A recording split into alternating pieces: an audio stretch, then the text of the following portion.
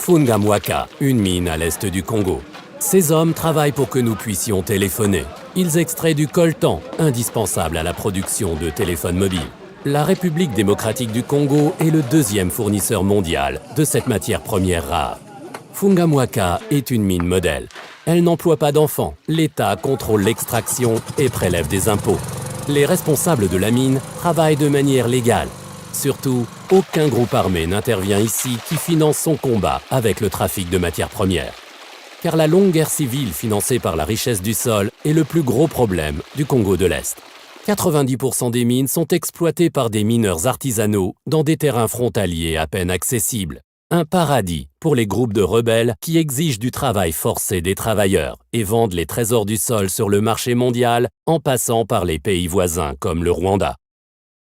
Audrey Bialoura travaille depuis novembre 2014 à Fungamwaka. Avant que des rebelles ne volent ses bêtes il y a des années, il était fermier.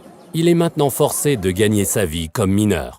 Il habite sur le site minier de Numbi, dans une simple construction de planches, sans matelas. Au cours des bonnes années, les mineurs artisanaux pouvaient encore bien gagner leur vie ici.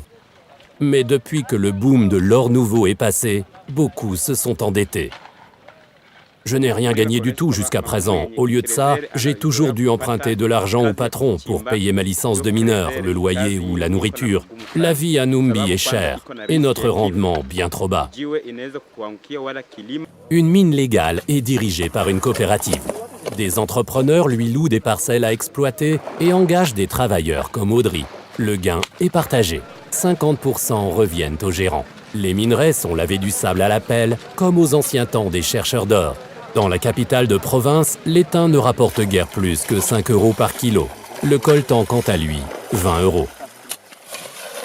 La chambre minière de Seskam enregistre les minerais qui quittent Fungamwaka et scelle les sacs de plastique. Mais les vendeurs locaux réouvrent immédiatement les emballages pour en retirer d'abord la saleté et le fer et pour ensuite séparer avec un simple aimant le précieux coltan de la cassiterie. Ici, le contrôle s'arrête et la zone grise commence. Des matières premières sont par exemple souvent transportées la nuit depuis des mines illégales vers les zones minières officielles. Comment peut-on l'empêcher?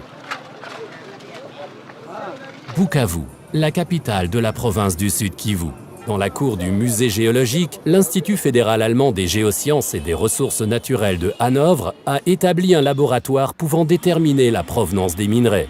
Car chaque sédiment présente des qualités spécifiques. On peut même déterminer de manière précise, au-delà des frontières, de quelle région vient la matière. Légale ou de contrebande? L'empreinte digitale géologique comme identificateur des minerais sales.